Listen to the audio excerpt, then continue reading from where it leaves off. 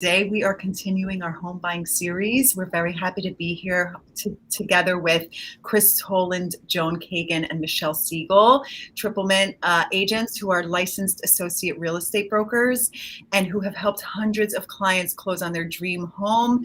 Today we're talking about the board interview. It is something that brings a lot of nervousness to people who are applying to buy, but it's something that you can absolutely get through, and they're here to share some tips on how to pass the board interview so you can get into the home of your dreams. Joan, what should we know about the board interview? Hi, Rosanna. Thank you. So first and most important, if you're getting called for a board interview, this is really good news. And I always tell my buyers, it means they went through the management company, and the board has gone through your whole package. They've looked through your financials. They've read your reference letters. They've done a credit check and a background check, and they're happy. They want to meet you and want to just take it to the next step. So usually the board interview, I want to say, is more of a formality. And it's usually more of like a cocktail party conversation. Remember cocktail parties when we used to have them? So it's really usually more of a get to know each other or welcome to the building conversation. That said, I always want to make sure that my buyers are prepared for any possible like rude or invasive or, question that they weren't prepared for. So that's where the purpose of today's session is to really speak to buyers about how to prepare so that they're ready to go and not surprised by anything during their board interview. Okay, yes. Okay, so we have some tips today to help you do well. Chris, what would you say is one of the first tips you would give? Well, the biggest tip I always give is be on time. You really can't make mistakes. I always say that the only mistake you can really make is showing up late. And then the other thing is in terms of dressing. I was always told that a good rule of thumb to follow is you should dress like you're going to a funeral, which sounds weird, but it's like you want to look nice, but not flashy. And I will tell you a funny story. I did a few years ago, I had a board turned down on a co-op sublet, which almost never happens. I had never heard of it happening. And we found out that the guy showed up at the interview wearing a mesh shirt. So, maybe avoid the mesh and just try to look nice for the interview. Maybe he was making an effort to be as transparent as possible. And it really backfired. Exactly. Okay. Michelle, what else would you suggest? So, you have to be prepared for a lack of privacy. So, the co-op board members, are going to probably ask questions or not about things that might be unexpected. Like, for example, they may ask you who will be living in the apartment. So even if you plan to have a boyfriend or girlfriend living there in the future, it might not be something you want to talk about if you're purchasing the apartment alone. Another example could be, and this has happened to me, where maybe empty nesters are purchasing an apartment in the city, like a pied-à-terre, for example, and they spoke about their children that are in college or grown, in their like bio to the board. And, they may think, the board may think as they're speaking with you, that your children may be living there someday. So, they may ask you those types of questions, which, you would want to answer that, that the apartment is a pied-à-terre. It's for you and, your significant other or your husband or whoever's living there with you on the application. You don't need to like divulge everything. I mean, like, for example, if the kids are in school and they are not planning on living there, but down the road, they may stay there a night or, live there several years later, that's perfectly fine. Once you're in the co-op and you own the co-op, you're absolutely allowed to have your family members there. But they may ask questions like that where, you might have to answer and it might be uncomfortable. So it's really good to be prepared for something like that beforehand. Okay. Okay, thank you. And Joan, what would you say about how important it is to know your application? Very important to know your application. So they have reviewed your application. They are going to be asking you questions about it, or they may be asking you questions about it. And they can get kind of invasive.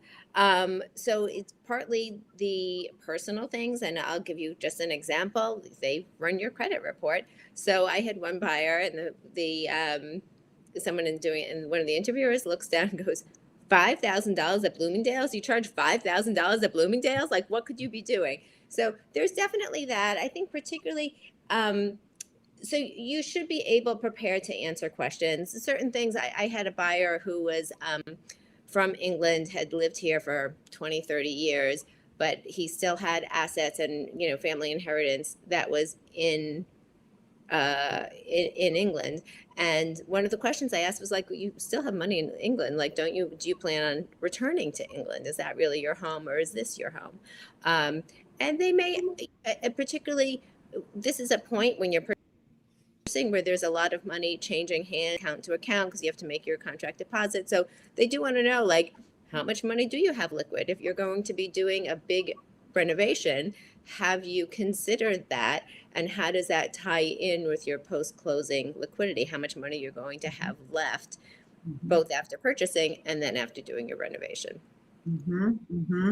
Yeah, I can imagine that it could put someone on edge to be asked all of these very personal questions. So it's very good to know that in advance so that you don't take it personally or get defensive or think they're being super rude, and you can prepare how to handle that. Okay, Chris, what else would you tell us about this point? Well, another piece of advice that we often give is if there are two of you, if a couple is going before a board, it's a really good idea to decide in advance who is going to answer which type of question. And usually you can say, well, one person will handle the financial questions and one person will handle the more personal or social questions. Okay. You definitely do not want to create an awkward situation where you would start bickering in front of a board. And, they will say, oh, do you have a lot of parties? And one person says, oh, yes, we do. And then, no, we don't. And, it's just get your story straight and, have one person handle one and one the other. It's pretty easy. Okay. Very, very smart. Okay.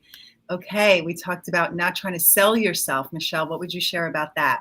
So I love saying this to all my buyers heading into an interview. I tell them two things: less is more, and act as though you're meeting your in-laws for the first time.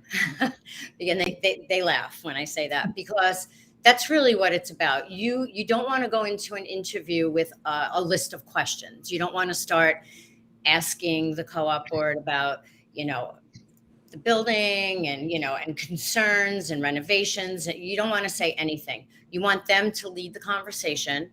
You want to listen, answer when they speak to you. And that's it, really. I mean, it's not really about what you want to say to them. If you have any questions, you can go back to your broker. You can worry about that after you close. But, unless the questions are related, which will lead into a later part of this segment, if it's related to something going on in the building, like a committee or something like that. But, and that would be at the very end. But you really need to let them lead the way and just kind of be, just very proper through the whole interview, Yeah. And that would be my best advice, really. Okay. Roseanne, I'd like to give an example. I've a buyer who I worked with recently, and he was a very charming and very jovial guy, like the type of guy who walks into a room and kind of he takes over, everyone's drawn to him. Really nice guy.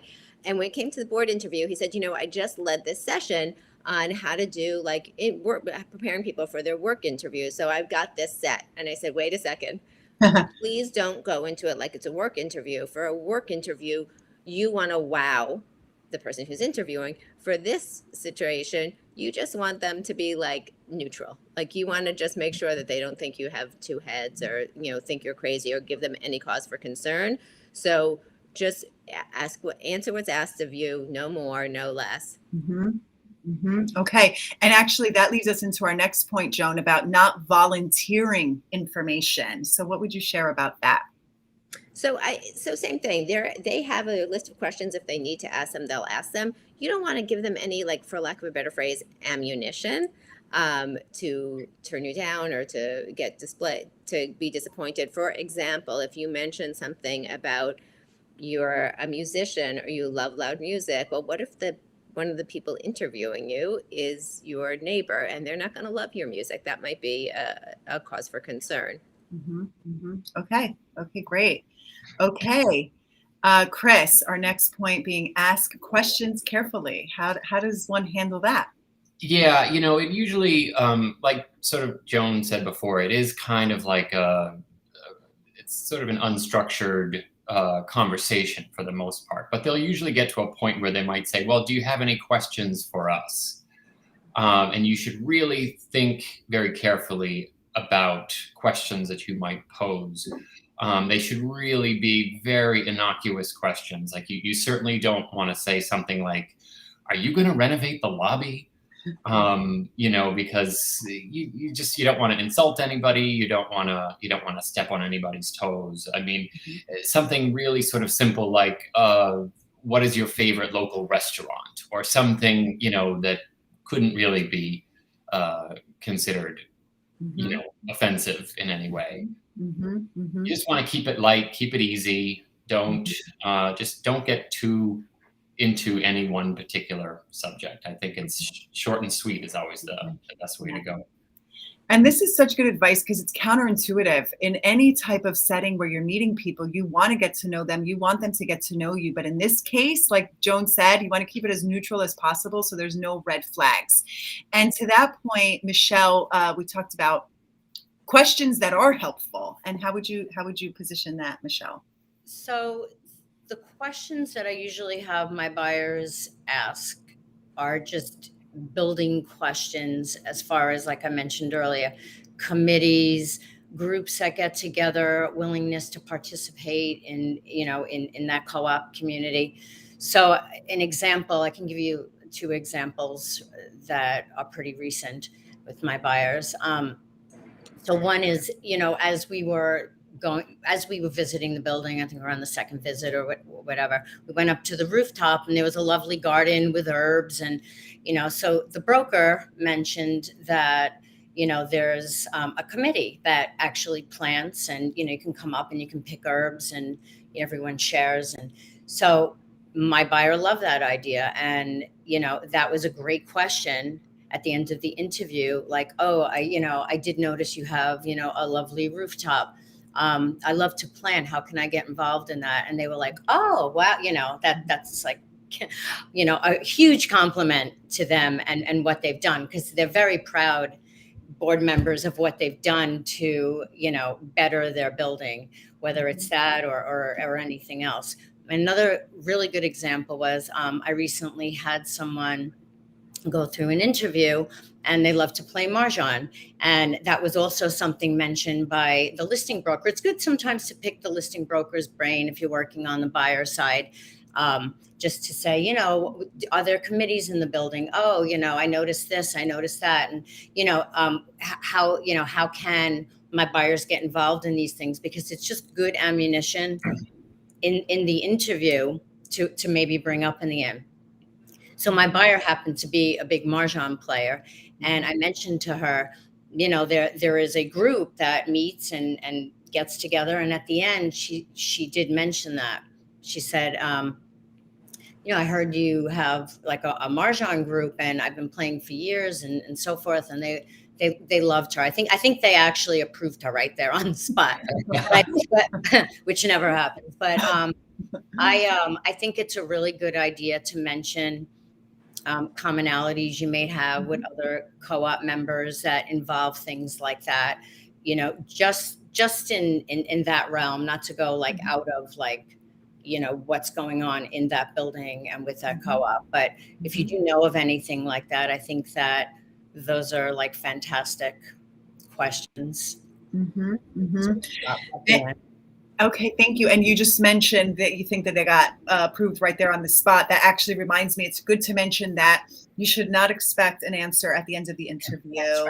That's right. And it could take, a day or two before you hear back. I'm sure sometimes it takes more as well. Right. Okay. And then, so what's interesting about these interviews is that when you have a pet, there may be different requirements based on, on the building, what they're going to ask of you. So what would you, Michelle, as a pet owner yourself of 2 dogs, how would you recommend and suggest people get ready for if they have a pet? What's going to happen? What can they expect when they're doing their board interview if they have a pet?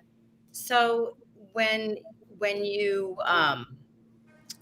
you do your application for a co-op and they have pet restrictions, they will always ask, do you have a pet? And, sometimes, what's the breed of the pet, the weight. Every building may or may not, most of them do, especially co-ops, have some sort of restriction, whether it's weight. They don't always say breed, but sometimes it is. And you just need to know, you need to have everything ready for them to ask you these. You know what? Can you hear us? Sorry. Yeah, I don't know what happened. No problem. No problem. So you need to have, if the application's asking for vaccinations, you need to, stop. Oh my God. So sorry. No worries. So that's my phone. So you need to have all of that stuff ready. So if they're asking you what the weight of your pet is, and that the weight is, that. Okay, I'm just going to shut this. So I'm so sorry about that. No if you worries. need to know that the weight of the pet is 45 pounds, then you need to make sure that you're answering correctly, because I've had people where they're, let's say the weight was 45 pounds, the restriction of the building was 45 pounds, and my buyer has a dog that is very close to that weight limit. You need to make sure that your vet can provide a letter potentially saying that your dog is within that weight range, because they may ask for that at some point. And if the weight limit is close to what the limit of the co-op is. But I would say that that's pretty clear cut when it comes to pets. They usually have guidelines, and you just need to be in those guidelines, because they don't want your pet to be 10 pounds over what the co-op wants. Right. They won't allow the pet into the building, and then they will deny the application. You might not ever know why they're denying it, but that could be the reason. And sometimes they want to see the pet.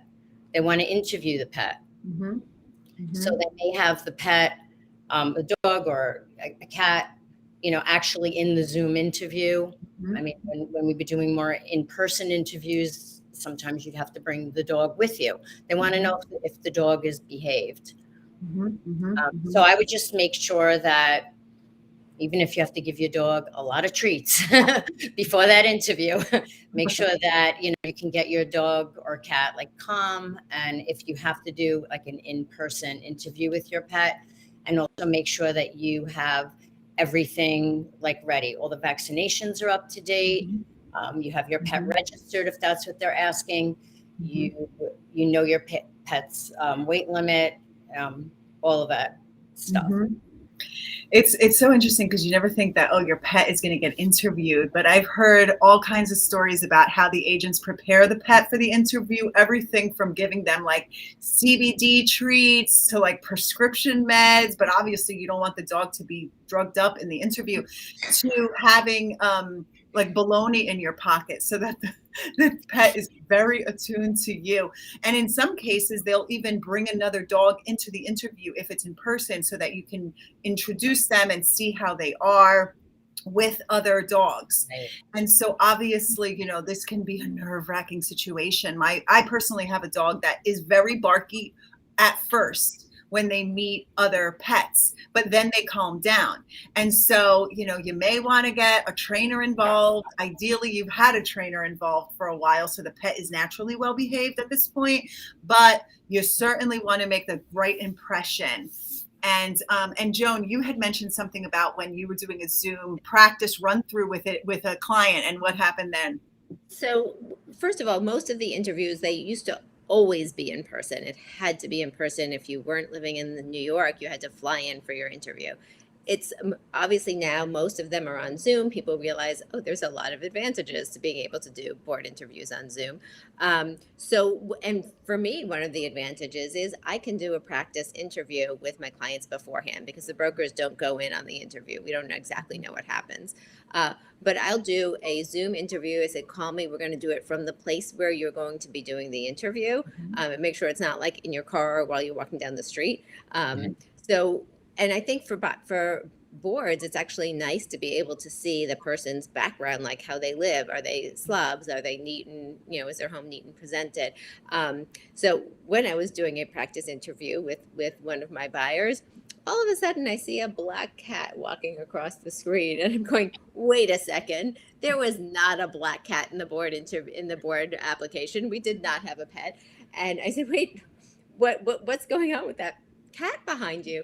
And she goes, oh, I'm fostering, but I actually may end up keeping her. And I'm like, wait, we didn't put this in the application. There's a question about pets, and we said no pets. So I suggested she leave, it's a foster situation, temporary, whatever you want to do. Once you're in the apartment is another story. And I suggested she leave the cat in the other room during the board interview for that very reason. And she was approved. But again, I would never have even known to do that if we couldn't do the Zoom beforehand. Right. That's so smart. And so thank you all for these tips. I think just knowing these tips coming in and prepared puts you at such an advantage to really know what to expect and how to act during your interview.